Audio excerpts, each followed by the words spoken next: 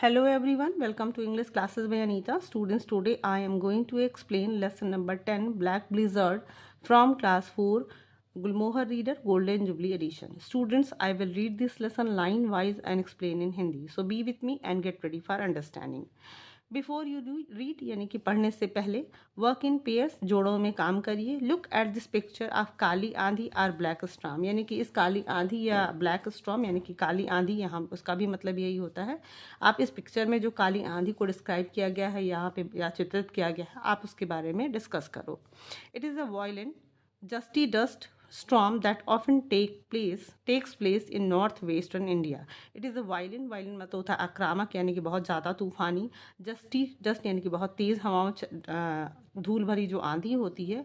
अक्सर जो उत्तरी पश्चिमी जो भारत में ये ऐसी आंधी अक्सर आया करती है. दो brief these storms can block out the sun and greatly lessen visibility. तो अक्सर हालांकि ये बहुत कम समय के लिए होती है लेकिन ये जो आंधी है वो सन को भी ब्लॉक कर देती है यानी कि सूरज की रोशनी को भी बंद कर देती है. और जो विजिबिलिटी है यानी कि जो दृश्य क्षमता है यानी कि जो देखने की क्षमता है वो भी कम हो जाती है यानी कि चारों तरफ अंधेरा फैल जाता है. Discuss with your partner how it can harm plants animals peoples and property. तो आप अपने पार्टनर के साथ इसको डिस्कस करो यानी कि बातचीत करो कि किस तरीके से जो ये काली आंधी होती है प्लांट्स को पेड़ पौधों को एनिमल्स को जानवरों को पीपल यानी कि लोगों को और प्रॉपर्टी यानी कि संपत्तियों को किस तरीके से नुकसान पहुंचाती है. चलिए स्टार्ट करते हैं लेसन को. Oh Betty come quick said 4 year old Mary. यानी कि 4 साल बड़ी 4 साल की जो ओल्ड मैरी एन है मैरी एन वो कहती कि ओह बेट्टी जल्दी आओ. Paper dolls lay forgotten on the floor as she stared out of the window. यानी कि पेपर डॉल्स यानी कि उसके हाथ में एक पेपर डॉल थी जो कि वो फॉरगॉटन मतलब कि वो ज़मीन पे पड़ा हुआ उसे भुला दिया गया था एज जब उसने विंडो के बाहर देखा. Betty felt her stomach muscles tighten as she join Mary Ann. तो जो बेट्टी है यानी कि जो उसकी सिस्टर आप यहाँ पे देख सकते हो कि ये मैरी एन है और ये बेट्टी है. तो बेट्टी felt her stomach muscles Titan या इसकी मीनिंग ये होती है कि मतलब जो हमें यहाँ पे है ना कि फील वरीड एंड अनईजी यानी कि जब हम बहुत ज़्यादा चिंतित होते हैं या बहुत जल्दी परेशान हो जाते हैं तो अक्सर हमें जैसा लगता है कि पेट में मेरे मरोड़ हो रहा है या दर्द हो रहा है. तो इसी तरीके से बेट्टी को अपने पेट में कुछ मतलब टाइटन फील हुआ दर्द फील हुआ as C join Mary N. यानी कि मैरी जॉन के पास वो आते ही उसे ऐसा लगा मतलब वो डर जाती है और उसे अपने पेट में मरोड़ जैसा फील होता है. On the horizon loomed a rolling black cloud. यानी कि क्योंकि जो पूरे आसमान में क्षितिज में लूम्ड अ रोलिंग मतलब कि लूम्ड मतलब अपीयर्ड मतलब कि बहुत muscles लूम्ड a rolling black cloud मतलब कि बहुत ज़ोर से जो काला जो बादल था वो रोल होती है मतलब घूमते हुए पूरे क्षेत्र पे फैल रहा था. It stretch from the ground into the sky. और ये पूरी तरीके से ज़मीन से लेकर आसमान तक फैल गया था. And it was heading directly towards them. और ये मतलब कि it was heading directly towards them और पूरी तरीके से उनकी तरफ सीधे चला आ रहा था. यानी कि जो काला बादल था वो तेजी से उनकी तरफ आ रहा था. It is another dust storm Mary and Betty said. Betty कहती है कि अब हमें दूसरा फिर से एक धूल भरी आंधी मतलब एक दूसरी धूल भरी आंधी आ रही है. ट्राइंग टू स्टे काम मतलब कोशिश करते मतलब कि बोलती है कि एक दूसरी आंधी आ रही है और कोशिश करती है कि वो शांत रहे. How many more would there be she wondered. मतलब उसने अपने मन में ही सोचा कि और कितनी आंधी आएगी. फॉर द लास्ट 4 ईयर्स यानी कि पिछले 4 सालों में सिंस 1932 यानी कि मतलब 1932 से उसको उस जगह का एक्सपीरियंस है. Oklahoma and near by states had endured dozens of such storm. यानी कि 1932 से लेकर ओक्लाहोमा जो एक स्टेट और उसके जो आसपास के जो स्टेट थे हैड एंड्योर्ड डजन ऑफ मतलब कि दर्जनों इस तरह की तूफान को झेल चुके थे. बेट्टी न्यू द रूटीन और बेट्टी को उसका रूटीन पता था यानी कि आंधी किस तरीके से आएगी और कैसे कैसे क्या मतलब नुकसान होगा और कितनी देर रहेगी ये सारे रूटीन बेट्टी को पता थे. Let's get some towels from the kitchen she said. वो कहती कि चलो किचन से हम कुछ टॉवल्स यानी कि तौलिया लेकर आते हैं. The girls went from window to window. जो लड़कियां थीं वो एक खिड़की से होते हुए दूसरी खिड़की पे जाती हैं. Closing each and placing a roll of towel where the window met the sill. तो sorry closing each and placing, मतलब कि एक एक खिड़कियों को बंद करते हुए और टॉवल को गोल गोल रोल करके लपेट कर where the window met the sill, यानी कि विंडो के सील पे, यानी कि जो विंडो का जो ये सील होता है आप यहाँ पे देख सकते हो, ये यहाँ पे इसको विंडो सील कहते हैं। तो जहाँ पे वो जहाँ से धूल मतलब आधी आ सकती है या हवा आ सकती है, तो उस विंडो सील पे वो तौलिए को लगाते जाते हैं। It would keep out some of the wind blown dirt, और वो इस मतलब इसलिए उसको लगाते हैं ताकि जो विंड हवा से बहाया हुआ जो धूल है वो उसको रोक सके। बट बेट्टी न्यू, लेकिन बेट्टी को पता है कि that powdery dust would cover everything, और बेट्टी को मतलब ये तौलिया लगाने के बाद भी उसे पता है कि जो ये पाउडरी डस्ट है, यानी कि बहुत ही महीन जो धूल है, वो पूरी चीज़ सारी चीज़ों को जो वहाँ के आसपास जितनी भी चीज़ें हैं उसको वो कवर कर लेगा, यानी कि ढक देगा, यानी कि धूल भर जाएगा। डिशेस इन कपबोर्ड्स, यानी कि अलमारियों में जो कपबोर्ड्स में बर्तन रखे हुए हैं, एंड क्लोथ्स एंड इनक्लूसिव, यानी कि अलमारी में जो कपड़े हैं और बर्तन है वो सारी चीज़ें धूल से भर जाएंगी। Long after the storm had pass, मतलब कि आंधी तूफान ख़त्म होने के बाद सारी चीज़ें जो महीन कितना भी तौलिया वगैरह लगाने के बाद भी वो महीन जो धूल है, महीन धूल की कणों से वो भर जाएगा। I am scared said Mary Ann, तो मैरी एन कहती कि मुझे डर लग रहा है। आई नो सेड बेट्टी, बेट्टी कहती कि मुझे पता है, but we will be safe if we stay in the house, तो कहती कि लेकिन हम सुरक्षित रहेंगे अगर हम घर में ही रुके रहे। What about mummy and daddy, Mary Ann आस, मैरी एन पूछती है कि मम्मी और पापा का क्या, मतलब कि मम्मी पापा उसके शायद बाहर हैं, तो पूछती कि मम्मी और पापा का क्या होगा। They are probably on their way home from the bank, तो कहती कि हो सकता संभवतः वो अपने मतलब कि घर आने के बैंक से वो घर आ रहे होंगे, अपने रास्ते में होंगे, यानी कि वो बैंक से होते हुए अपने घर आ रहे होंगे और वो रास्ते में होंगे। They won't be able to drive in the storm, तो कहती कि वो इस आंधी में अपनी गाड़ी को ड्राइव नहीं कर पाएंगे। I expect they will stop at a neighbours home, और कहती कि मुझे ये उम्मीद है कि वो एक किसी भी पड़ोसी के घर में वो रुक जाएंगे। The dust cloud hit the sun and brought an eerie darkness, the dust cloud यानी कि जो धूल भरा जो बादल था, सन को उसने छिपा लिया, and brought an eerie darkness, और वो एक काला और भयानक अंधेरा छा गया चारों तरफ। Even though it was the middle of the afternoon, यद्यपि कि उस समय पूरे दोपहर का मध्य दोपहर था, यानी कि दोपहर का समय था, फिर भी जो अंधेरा था, जो भयानक अंधेरा था, चारों तरफ फैल गया। द विंड हाउल, और जो हवा थी वो हाउल यानी कि गुर्राई या फिर जो हवा का जो साउंड था वो सुनाई देने लगा। Tiny particles of soil hit the window glass, और टाइनी पार्टिकल्स ऑफ सॉइल यानी कि मिट्टी के जो छोटे छोटे कण थे वो विंडो के ग्लास को, यानी कि जो खिड़की के शीशे पे वो आके टकराने लगे। No wonder they call these storm black blizzard, और इसमें कोई आश्चर्य नहीं कि उस आंधी को वो लोग ब्लैक ब्लिजर्ड्स कहते थे। थॉट बेट्टी, मतलब बेट्टी सोचती है। She stared out of the window, और उसने खिड़की के बाहर देखा। ओह नो सी शेड सडनली, और उसने अचानक कहा ओह नो, मतलब सी शेड सडनली, अचानक से उसे कुछ याद आता और कहती oh no what is wrong ask Mary Ann, और मैरी एन पूछती कि क्या हुआ, मतलब क्या हुआ, क्यों इतना वो आश्चर्य से बोल रही है। आई थॉट आई सा फैंसी फूड, तो कहती कि मुझे ऐसा लग रहा है कि मैंने फैंसी फूड को देखा है। सी देयर नियर द फेंस, में कहती कि वहाँ देखो, फेंस यानी कि बाड़ा, यानी कि दीवार का जो मतलब बाड़ा होता है या दीवार बाउंड्री कहते हैं उसको फेंस कहते हैं, तो कहती फेंस के पास देखो। Betty said in a momentary lull of the wind, तो इन अ मोमेंट्री मतलब कि कुछ क्षण के, लुल मीन्स होता है पास, मतलब कि थोड़ी देर की जो हवा थी वो थोड़ी रुकी। She had seen fancy foots white marking, और उसने फैंसी फुट के जो फैंस के पैरों के जो वाइट मार्क यानी कि वाइट निशान थे, सफ़ेद निशान थे, उसने उसके पैरों के निशान देखे। बेट्टी रिमेंबर्ड, बेट्टी को याद आया अदर डस्ट स्टॉर्म, मतलब दूसरी भी आंधियों के बारे में, जो इससे पहले जो धूल भरी आंधी थी उसको उसने याद किया। समटाइम्स मतलब कभी कभी, even though there was no rain, even though यानी कि हालांकि वहाँ बारिश नहीं होती है। There was thunder and lightning, यानी कि आंधी के समय कभी कभी क्या होता है कि बारिश नहीं होती है और तब भी थंडर एंड लाइटिंग यानी कि बिजली की कड़कड़ाहट और लाइटनिंग होती है। That would frighten fancy foot, और वो सोचती है कि अगर वो लाइट मतलब कि बिजली कड़केगी और बादल कड़केगा तो हो सकता है कि जो ये फैंसी फुट है वो डर जाए।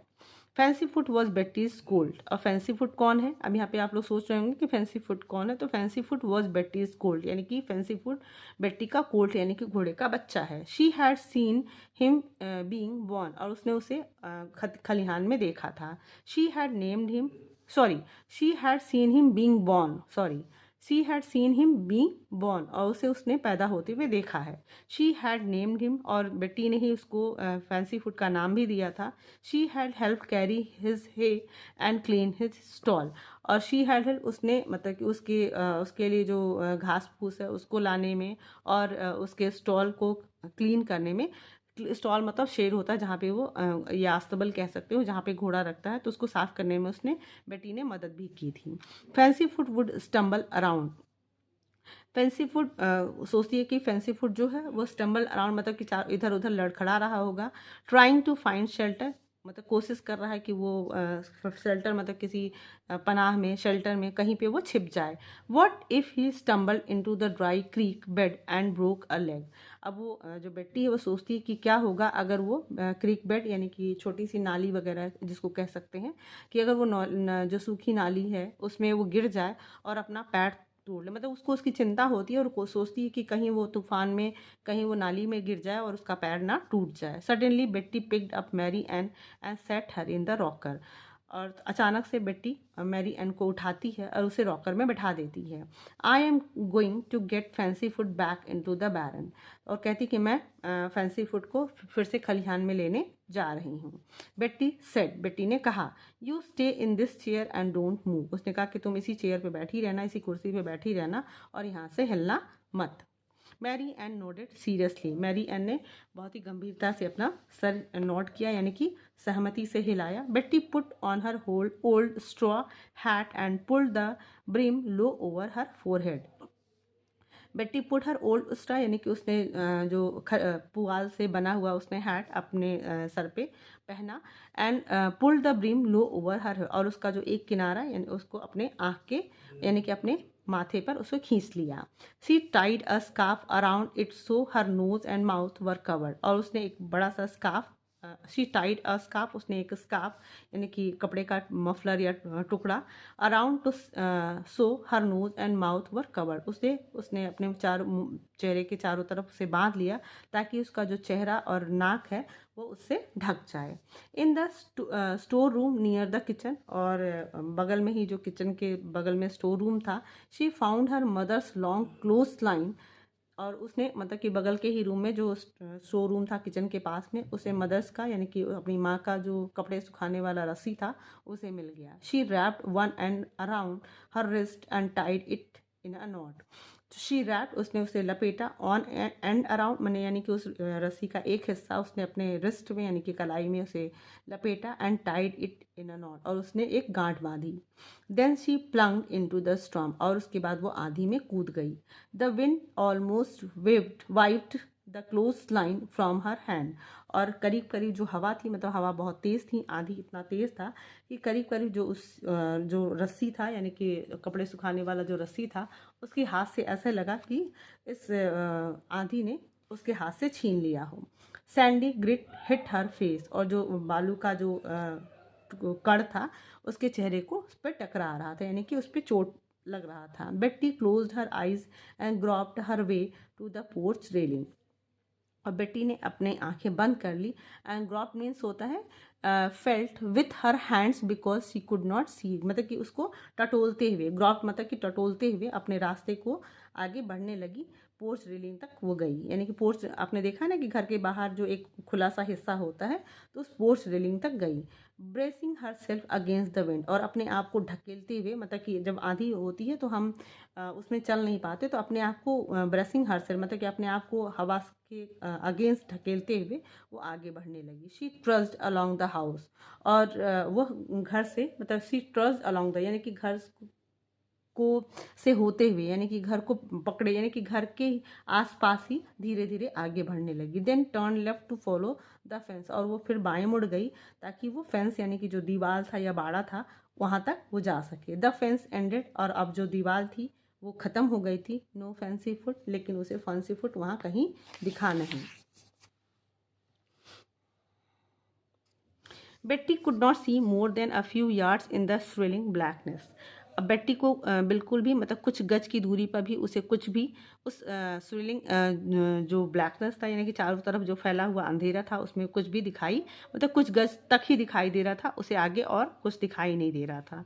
Then she heard him whining, और उसे तभी कुछ उसके हिनहिनाने की आवाज़ सुनाई देती है। And she stumbled the sound, और वो लड़खड़ाते हुए उस आवाज़ की तरफ बढ़ने लगी।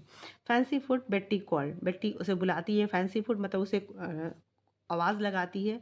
वेयर वॉज ही, वो कहाँ था। अगेन शी हर्ड अ लो विनी, और उसके बाद उसे फिर से एक उसके हिननाने की धीरे से आवाज़ सुनाई देती है। She turn and step forward, वो मुड़ती है और उस आगे बढ़ती है। Now she thought she heard him to her right, और नाउ शी थॉट, और उसे अब ऐसा लग रहा था कि उसने दाहिने से उसकी आवाज़ सुनी है। शी वॉकड बैकवर्ड, अब वो पीछे की तरफ से चलने लगी। To keep the grit from hitting her face, मतलब कि वो जिस पोजीशन में थी, मतलब कि बैकवर्ड वो जाने लगी, यानी कि पीछे की तरफ से जाने लगी, ताकि जो धूल भरी आंधी का जो उस पे उसके थपेड़े लग रहे थे उसके फेस पे, उससे वो अपने आप को बचा सके।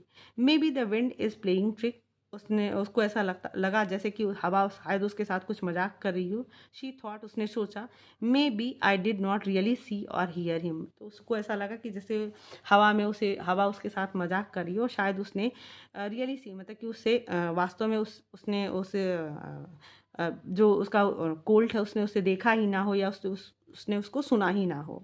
But then she is bumped right into him, मतलब अभी वो सोच रही थी कि शायद उसने जो उसका जो फुटप्रिंट, उसके पैरों के निशान देखे थे, या उसने आवाज़ सुनी थी, वो हवा की वजह से है, और हवा उसके साथ मजाक करी। लेकिन तभी सी बम्प्ड राइट इनटू हिम, सीधे वो उससे टकरा गई, यानी कि अपने कोल्ड से टकरा गई। Fancy food she said with relief, और उसने राहत का सांस लेते हुए बोला, fancy food, you are okay, मतलब तुम ठीक हो। She moved her hands over his ears and neck, और उसने अपने हाथों को उसके कान पे और उसके गर्दन पे मतलब फेरा, सहलाया। क्विकली, जल्दी से। She loop the loose end of the clothes line around his neck, और उसने अपना जो दूसरा हिस्सा था रस्सी का, उसके चारों तरफ उसके गर्दन के लपेट दिया। We will never make it to the barn, मतलब वो कहते कि हम लोग खलिहान में वापस नहीं जा पाएंगे। She said, I have turn around so many times, कहती कि मैं वहाँ से बहुत बार घूम चुकी हूँ। आई कान टेल वेयर इट इज़, मतलब कि मैं तुम्हें ये नहीं बता सकती कि जो हमारा खलिहान है वो किस तरफ है।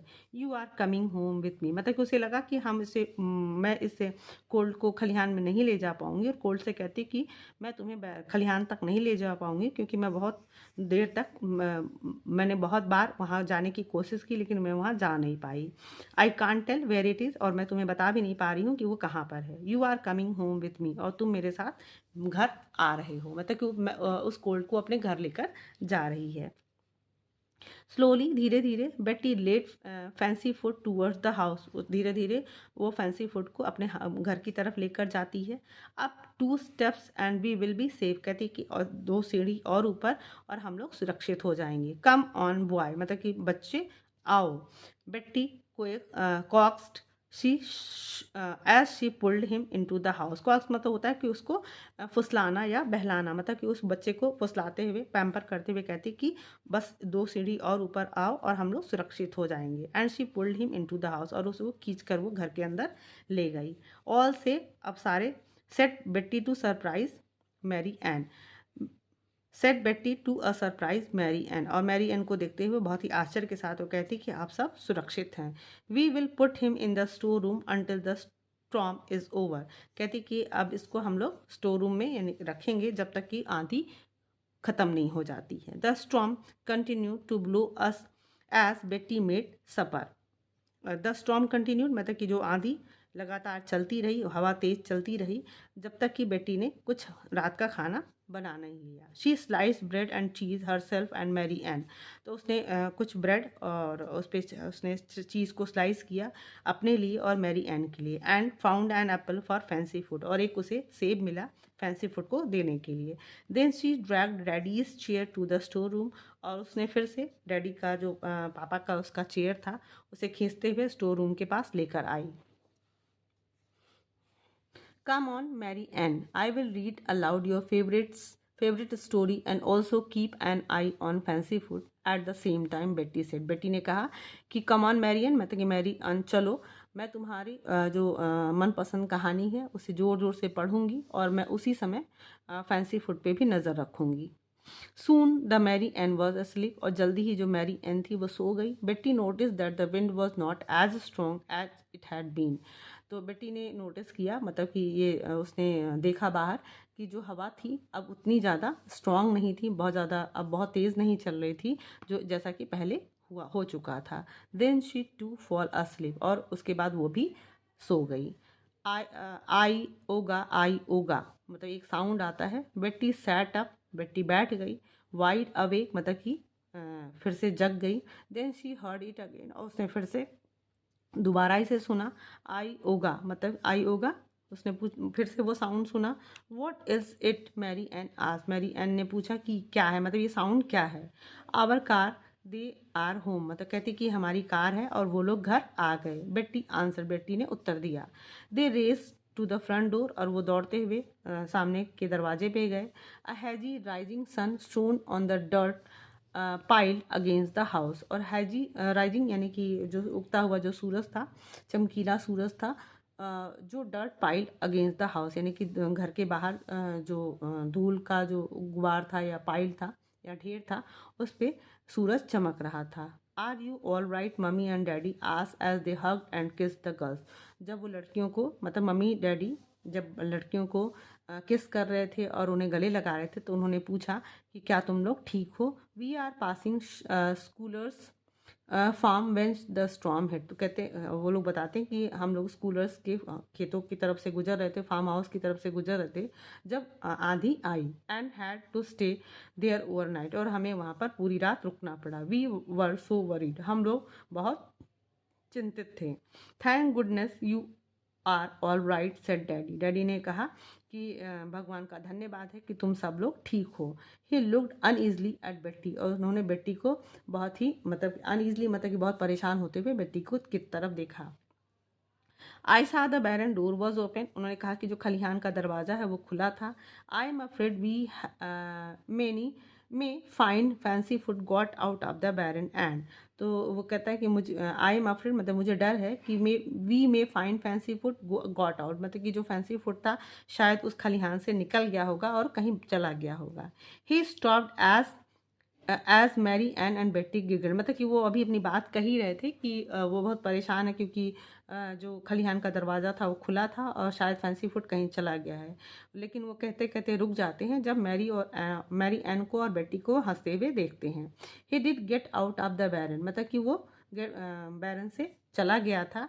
बट ही इज़ ओके, लेकिन वो ठीक है. ही इज़ राइट देयर, मतलब कि वो कहता है कि वो अभी ठीक है. Betty said pointing to the store room where fancy food stood, उसने उस स्टोर रूम की तरफ इशारा करते हुए बताया जहाँ पे फैंसी फूड खड़ा था. मंचिंग बेट्टीज ओल्ड स्ट्रॉ हैट, जहाँ पे वो बेट्टी के जो पुरानी स्ट्रॉ हैट थी उसे वो चबा रहा था. तो स्टूडेंट्स, आपने देखा ना कि एक छोटी सी बच्ची किस तरीके से इस तूफान आंधी भरी तूफान में अपने कोल्ड को भी बचाती है, अपनी छोटी बहन को भी सेव करती है और उसे मतलब उसे पूरा हेल्प करती है ताकि वो डरे ना.